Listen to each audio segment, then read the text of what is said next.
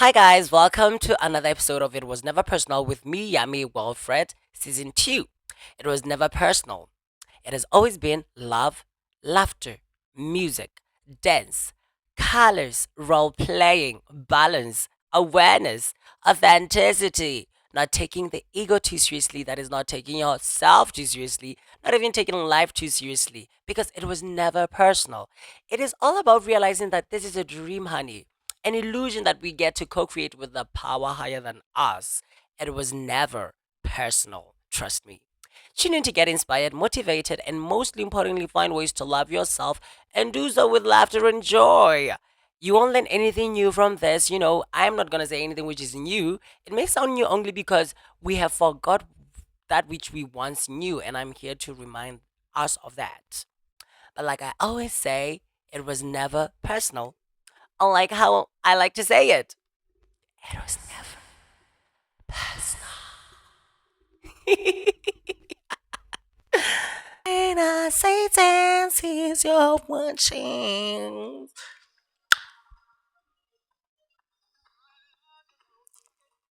Hi guys, hi. It was never personal. Hi guys, welcome to It Was Never Personal, another episode of It Was Never Personal season 2. Thank you so much for tuning in. I really do appreciate your beingness over here. I really do. So now on today's episode, I'll be sharing techniques on discovering the path to joy, meaning navigating your emotional landscape with compassion and grace. Grace. Grace. Why? Because it was never personal. Now, this is the thing. We are here to learn. We are here to learn something and heal from it. That is the number one. I think, yeah, that is the thing that we're here to do as human beings. We are spirits having we are spiritual beings having a human experience. That's the thing. I once told this other girl this thing about we are spirits having a human experience, and I could see the terror that I brought into her face. She's very Christian, based. She's very conservative. Yes. And she told me, she was like, what do you mean with spirit? She was like, it doesn't matter. And I think she wanted to save me. She went to like, what do you, hey, like, but I mean, honey, that's the thing. We are spirits having an human experience. So we are here to really heal from our past experiences with whatever that we've done in past lives and everything. You know what I mean? Eventually we are we are one people. We are just one person over here. And that's the truth. We are one person over here. But anyways, I'm saying this to say that we have experienced, oh my god, what's that? Oh, what am I eating? Oh, what are they doing? Who? I'm just kidding. Anyways, we are here to learn lessons. So ultimately, like they say, if you have experienced it, you have created it. And I know sometimes the things that I say, I make them feel like that's simplistic and it's like, oh, you can get over it. Because I mean, how does one create rape for them? How does one invite yeah, you cannot. How does one kill themselves through car accidents or getting hit by a car or being murdered by a thief or it's like that. I get it, but it's beyond the mind. It's beyond the mind. It's beyond the mind, and don't try and break it down that way. You won't get it because our ego is so fragile, it's so ignorant, it's unconscious. But you ask the masters, you ask Buddha or Krishna or whoever you ask, the ascended masters, they will tell you that, yeah, really, if you have experienced it, then you have created it, my darling. So don't put too much blame. I'm saying this to say, because we were hurt as little people, and we have now put this blame and handed this responsibility that we have over our lives over onto people who have hurt us, and the things that we have learned from wounded people, because actually ultimately those people who have hurt us in our childhood we're also hurt people, and when you get to understand that actually everyone is pained and everyone who's actually hurting other people, they're just crying out for help. It's a call for love, it's a call for help, you will then see, oh my God, I'm so sorry. I'm so sorry. I didn't understand it. I just thought you hated me, you know? And the thing is that we've created an identity uh, to our pain. Our little childs, our inner childs have created an identity over things that had nothing to do with us. But like I'm saying, we are here to learn to heal those wounds. It's a lesson to heal those wounds. So the only thing that you can do is actually, first of all, recognize that you are in pain. And number two, to actually become aware of it and say, you know what, take responsibility now. I don't blame my mother for leaving me. I don't blame my dad for actually hitting me. I don't blame my sister for saying this and this about me. Now I know that I'm grown up, and they were hurt. And yes, for sure it hurt, it hurt like hell, but it had nothing to do with me. And now it's my duty, the adult me, to actually bring my inner child who has created an identity over the pain that has occurred or that has endured during the past time and is actually experiencing it right now. Because whatever pain that has happened back then, your inner child is still experiencing it right now. Because in truth, there is no time and space. So whatever that happened back then is still happening right now. That's why you're still getting triggered. That's why you still get. That's why your little child is still has that identity there. But you have to. It's your responsibility to bring that inner child up to speed with what is happening right now. Is your mom still beating you? As though, no, they're not. And you know the truth right now. You know it. You see it for yourself. You are worthy of love. You are successful. You are powerful. You are worth it. You are lovable. You are loving. You know. But it takes time. It takes time because we have created an identity over that little child, and whatever that they have experienced, and we have endured a lifetime of recreating situations which will validate that trauma, Now, this is the thing that actually has happened, and I've actually experienced it. As people, especially as children, because of the hurtful experiences that we endure, one thing that we do is that we dissociate. We dissociate. We take ourselves away from the scene, We take ourselves away from the scene. And the scene, because our body is actually the one that is experiencing it. We take ourselves away from the scene, away from our bodies. It's like we get out of our body because we don't want to actually. There's pain actually inside over here. There's so much pain. That is not the first thing that you will learn or that you will recognize when you become present. When you stay present, you realize I'm in so much pain. I have a lot of bills to pay. The receipt is very long. So because we didn't know how to deal with this, with the feelings that we endured as kids, we didn't know how to really actually maneuver or navigate our emotions and life. We found it best to dissociate, to get away from our bodies, so that we don't feel the pain. But I mean, and we do this with a lot of things. Some of us become people pleasers, some of us become addicts, some of us use alcohol, whatever. We literally do anything to not face that pain, It's like if my mom is happy, then I'm happy. Well, that's not true.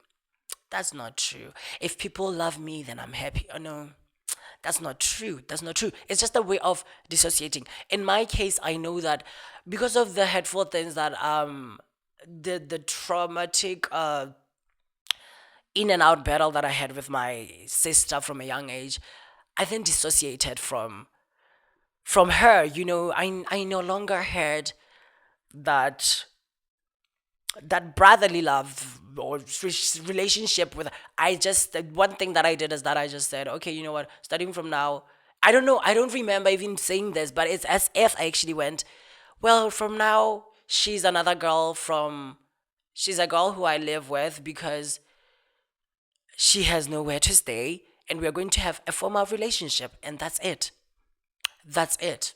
you know and I've recreated and created situations where we are just that numb to each other, where we're just like that. But I mean, eventually I had to come back to my body, and I realized how much pain I was in and how much I took it personal with her, but it had nothing to do with her. All the hurtful things that she said and did had nothing to do with her. Oh, it had nothing to do with me. It was just about her, and actually, at her too, it had nothing to do with her. It's like, oh my god, I'm here. She's my spiritual teacher. That's why I love her so much. I value her because she's my jewel. She goes. I was like, oh my god. Yeah, she taught me what not to do.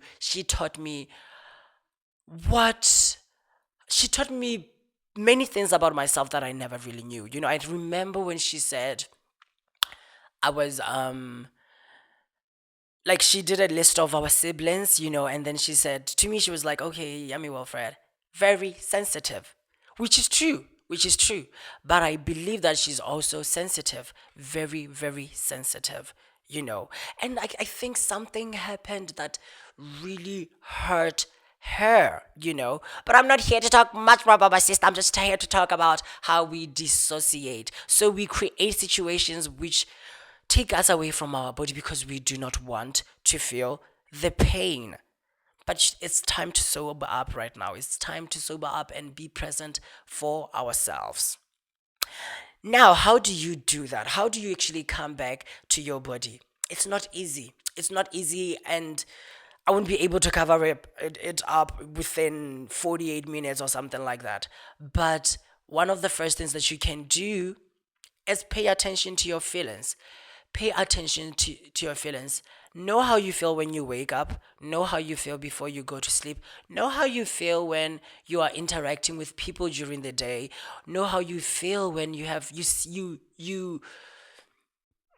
get up into situations. Know the emotions that come up, because emotions, they are not facts, but they are valuable indicators, because they are pathways, they are direct pathways to your soul, to your wounds, to your lessons. Like I said, you are here to learn and heal from your wounds.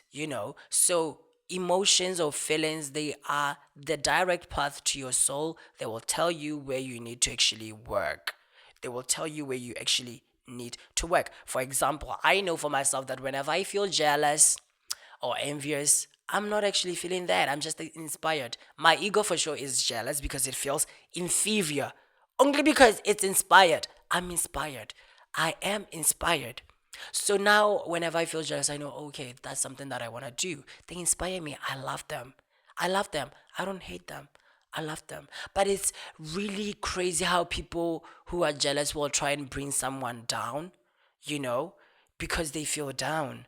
And they try and validate how much unworthy they are. And it's like,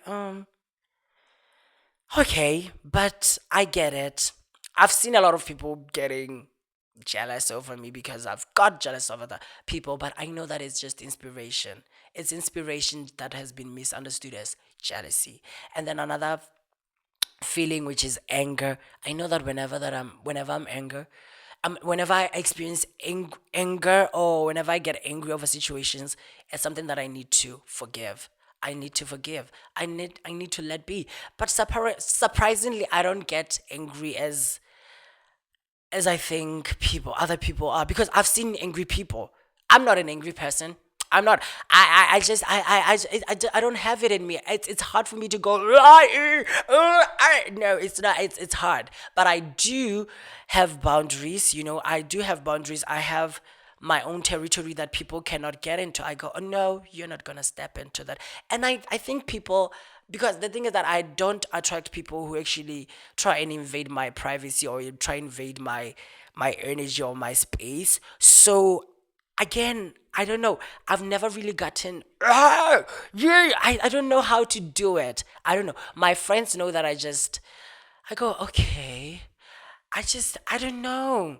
It's, I don't know. I don't defend. It was never personal. It really goes back to it was never personal with me. And I don't know how to get angry. But I do tell people, oh, don't do that.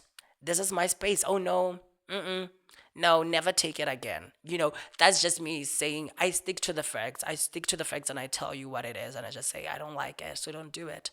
And if you, because other people don't listen, I have to go. I have to leave you. I have to let you go. I have to let you be yourself over there and just be myself over here, because if, then for sure we are not really vibrating at the same frequency. So I'm not going to waste my energy for you, especially if you're not my boyfriend. Thank you. You know what I mean? Yeah. And then another emotion that I know that if I experience guilt, I know then that somehow I am, if I experience guilt or shame, I know that in some level I feel unworthy, that I am disapproving of myself, that I'm not approving of myself. If I shame myself, then it means that on some level I have some self-loathing that I need to really turn around to be self-loving. So I have to accept myself. So no guilt, no shame. No guilt, no shame. No matter what I do, no matter of my past, the hurtful things that no, I have to forgive myself. I have to allow myself to be. I have to just understand that at that time, that's what I did. I did the best that I could do. Now is and that's something that has happened. Is it happening right now? No. Right now, I have the power to actually do something else, and I'm trying my level best. That's it. I always try and come from a place of love.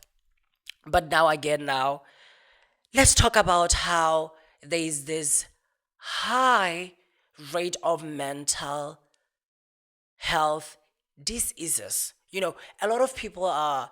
I used to. I used to suffer from anxiety. Yes, I used to have like be so anxious, so anxious, getting in my head. Well, ultimately, I realized that I was, in my case, I was addicted to the panic of it, to the, oh, what is going to happen? Oh, because I mean, I would have planned everything. I would have scribe down what I have to do, and having a schedule, and then I've done it, reading and actually having done everything I could do. But then somehow I would feel motivated by going, oh my god, okay, what if just shaking. It was just like, Wilfred, let it go, because it doesn't serve you. It doesn't serve you. And many, many times things turned out for my better. Life loves me. That's something that I really actually know. Life loves me. Life supports me. I am safe. I am safe. I always have to say that to myself. And I know that I'm safe. I know that I'm safe. I'm so lucky. That's the other thing. I'm one lucky MF, honey. So the anxiety never really worked. It never worked. But still, it was hard for me to shake it off. I was like, oh, I have to, oh, until I went, but I eventually let it go. I let it go when I was 17. That's why I say I started actually loving myself when I was 17, because that was when I eventually let go of the a lot of stuff that really didn't work for me. I realized, okay, I cannot afford to live in the future. I have to live here right now. I have to be here right now. But eventually, before I actually left the before I began living here right now, there was the past that I had to deal with. I started living in the past, and then depression came over me, and then I was like, oh my God, I have to get out of this place. Suicidal thoughts, which is very, very, oh my God. I know the thing is that I know how it feels when you're going through the darkness. I know it myself. I know you don't want to be told anything. You don't want to be advised. You don't want to it's like you just want to be by yourself. And again, I don't know, but for me, I wanted to be by myself. I never wanted to. It didn't make sense. It didn't make sense. So I'm saying this to say that, when someone is going through it, don't get yourself too engaged into them. Don't give them space. And the only thing that I knew that I really, really wanted was for people to just be with me. Because people don't be, we are not present with each other. Oh my God, I don't want to talk about football. I don't want to talk about what's happening in Gaza. I don't want to talk about Russia. I don't want to talk about politics. I don't want to talk about people. I don't want to gossip, you know and that's the thing. Eventually the depression forced me to really be with myself and to really be present and see this for what it is, and see how much I've lived a life of pleasing people, lived a life of actually thinking that I was not worthy, I'm unlovable, lived a life trying to please my mother, my teachers, because I'm this well-mannered boy who's actually excelling in school, and I have to keep the pressure that I've put myself under. I really realized I did not love myself, you know and I just wanted people to be around me and not say anything, just be there. Like, just be there and just don't say, and just be there and connect with me on another realm, on an emotional, energetical level, because everything is energy. I feel it. I will feel it. I will know that you love me. Don't say shit. Don't open the mouth. Shut your mouth. I don't know. Don't say anything. If I want you to say something, I'll actually talk to you. But nonetheless, people always want to offer solutions. And if you're depressed, they want to say it's because of this. If you are going through, if something happens, like I remember the day I was rejected from medicine, the interview I got, I failed the interview and whatever. People wanted to blame the government. They would say corruption, and I know, yes, it's true, but I don't want to deal with that. I don't want to look at that darkness. I mean, this is a lesson, you know, this is a lesson. And I'm laughing because I said that and people didn't really listen to me. I was like, I have to go through this. I know that there's something for me to work on through this, and I have to allow myself to grieve. I don't have to blame people. I've created it. I knew it. It was an opportunity for me to take all of the lessons that I learned as a seeker, my spiritual lessons, and really apply them, you know. And I tried my level best to do it, and I'm doing it every day.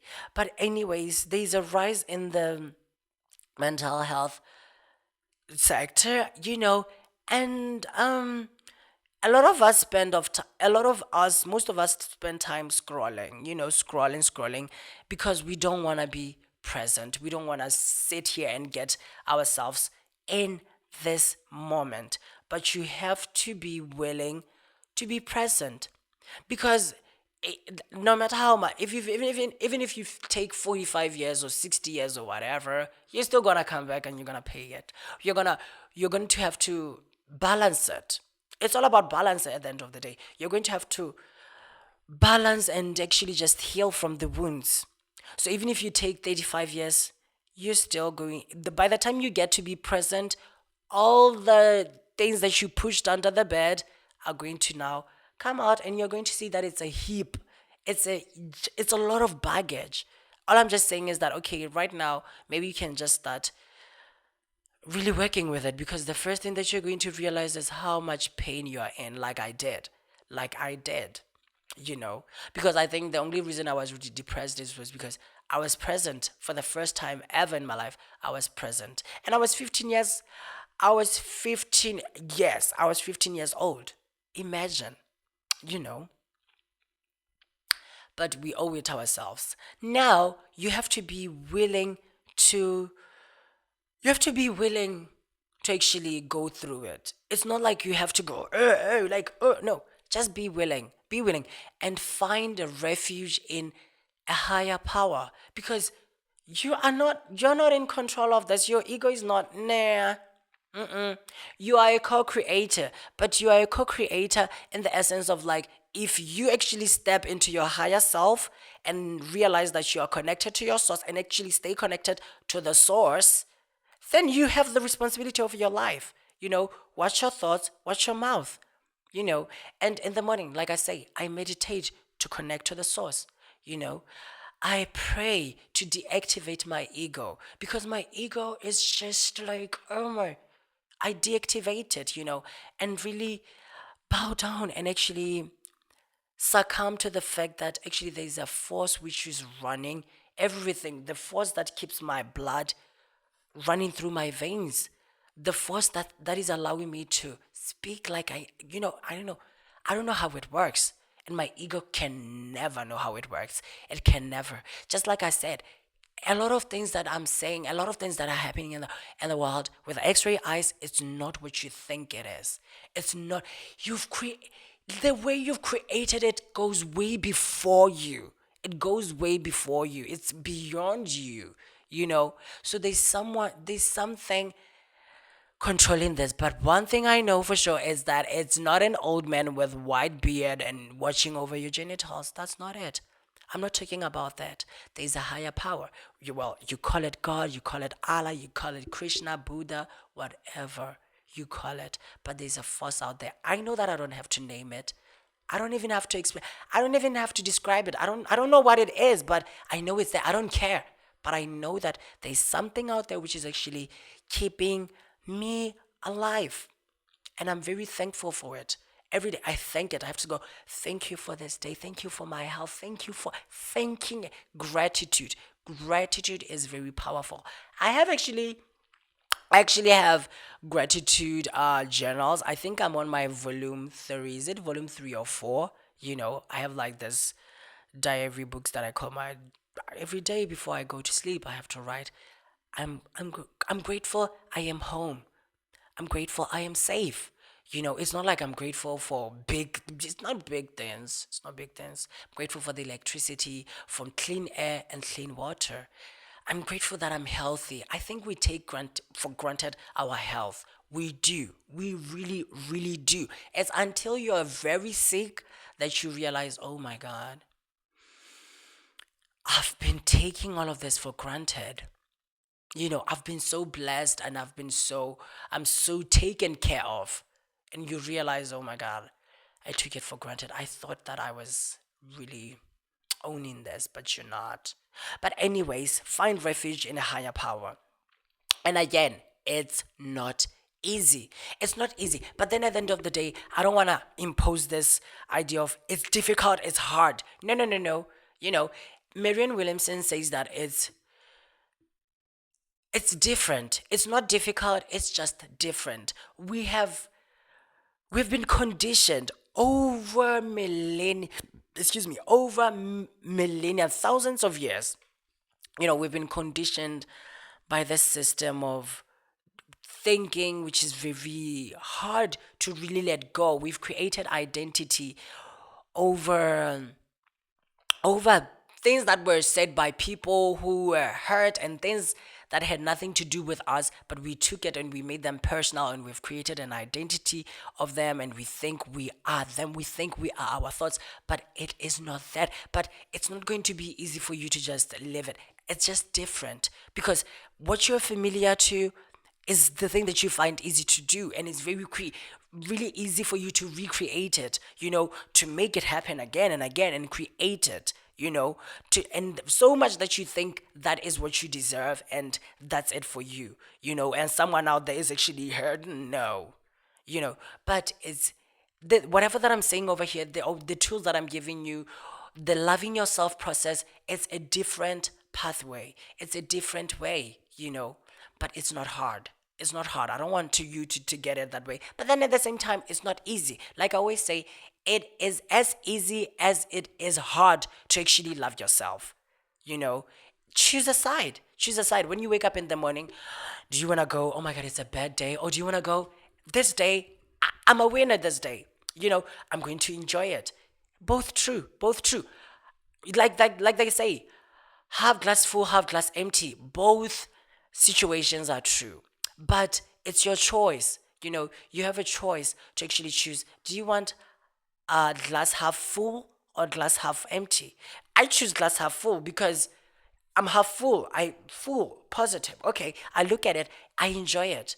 Glass half full. Glass half empty. It brings a lot of. To me. It's kind of dark and negative. It's not my. It's not my frequency. But if your frequency and if you gravitate towards emptiness, then go for it. If you gravitate towards fullness, go for the glass half full.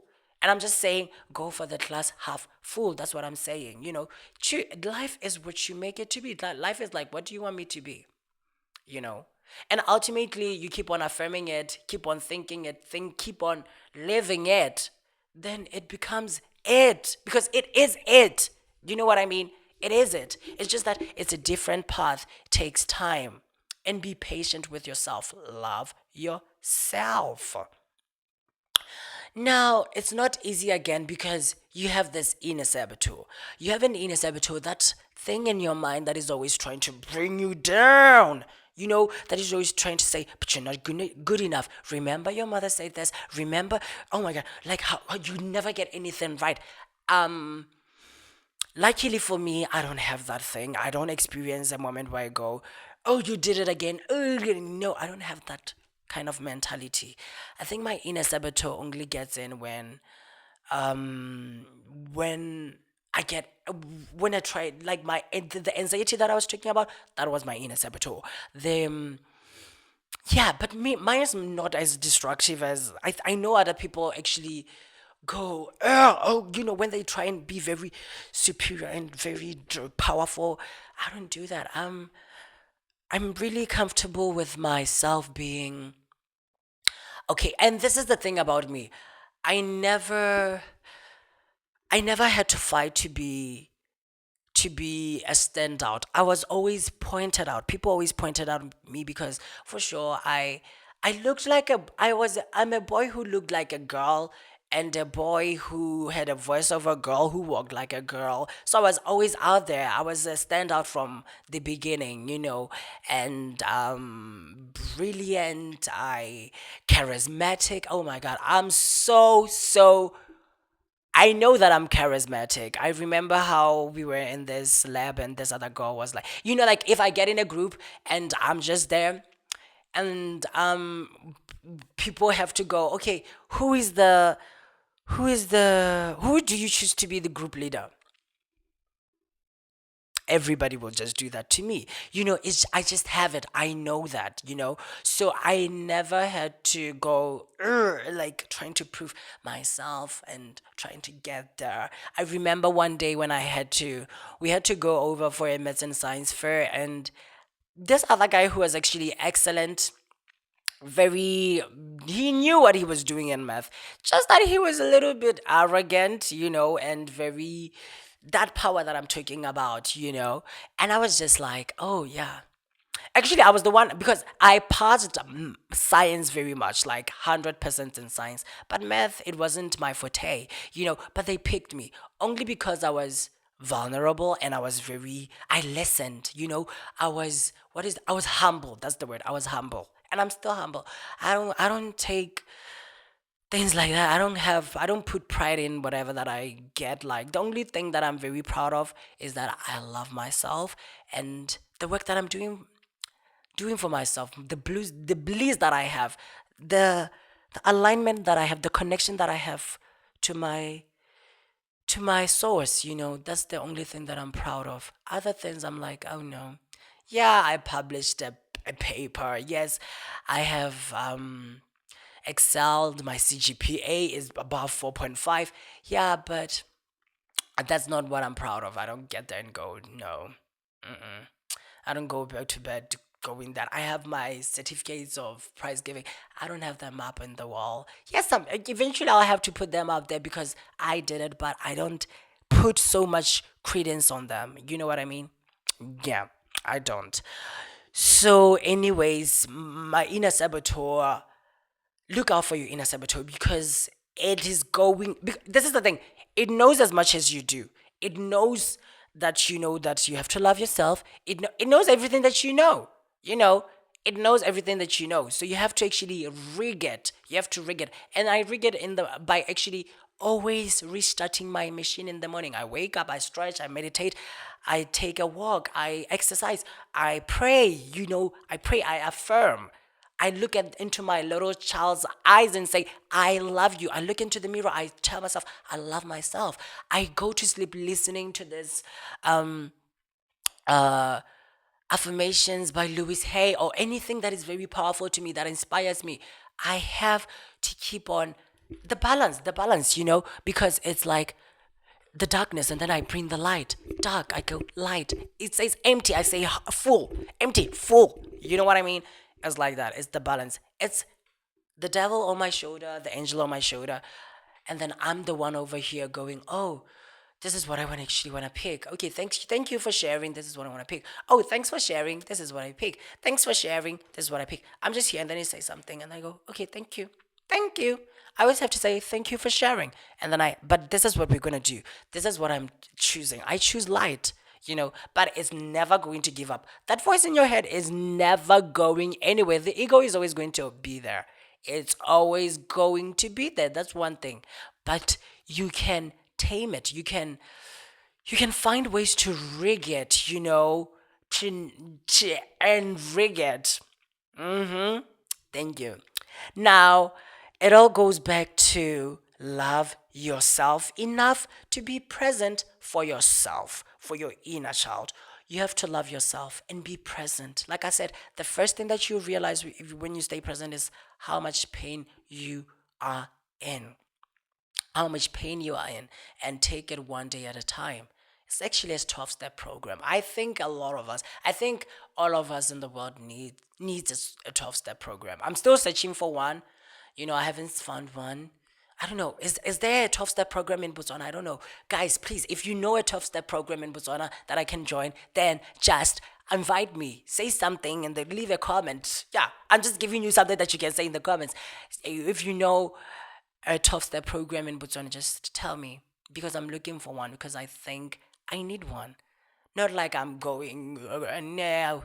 I know we have this idea of stigmatization, discrimination, and like this idea of our 12-step program is for, first of all, again, like I always say, people don't know what a 12-step program is.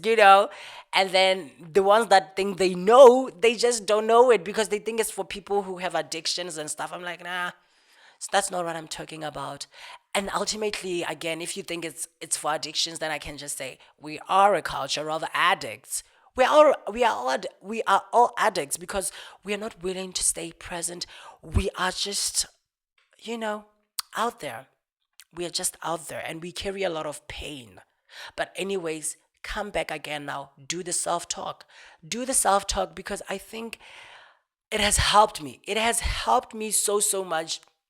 My self-talk, the positive self-talk, to break down situations whenever my feelings went, whenever my wills took a left turn. I was like, okay, I switched on the headlights and then I went, what is actually happening over here? And I press my Google Earth button and then I go, oh, I see. I see what is happening. He said this and I did the. Okay, he said this and this is what I thought. So I turned around what he said and I made it look like he said this. And then this is why I felt this because actually this is what I believe because I think of this of myself because this is what happened. It's like that. And it hasn't, this self talk has little to do with, it's not actually you going from your past to the now. It's actually working from now. It is something which is happening right now. Something that has happened now. It's not about going to the past. No, here right now. Okay, this happened. Why? Okay, why? Okay, it doesn't actually have to lead you back to your childhood. Just to why did you actually feel that way? Just taking it off, take it off the plate and go, oh my God, water over duck's back. Water over duck's back. It was never personal. I personalized it, but it had nothing, and it has nothing to do with me. You know, and you have to actually go. The only important thing that I think you can take it from this is actually you have to actually end by saying, my child, listen, you are worthy, you are you are worthwhile. I allow you to be fulfilled. I love you. You are loving and you are lovable and you are loved. I love you. Because I think that those ones, if there was anything that I could have said to my inner child, or that I actually feel like my inner child needed back then, it's I love you. You are loved. You are worthy of love. Those ones. And you're worth it. But I think there's three words. You are worthy of love. You are loved. I love you. Thank you. You're lovable. Those ones, they were all the pain, all the mishigas, everything, it leads me back to them. Leads me back to that because I don't know. I don't know why I thought something else. Because I thought I had to prove myself. I thought I had to prove that I'm lovable. I had thought that I wasn't loved. I thought that I'm not loving. It was crazy. But every self talk that I have to talk to about with my little child leads back to that, and then I just tell him, let's break it down. Sit down here, my love.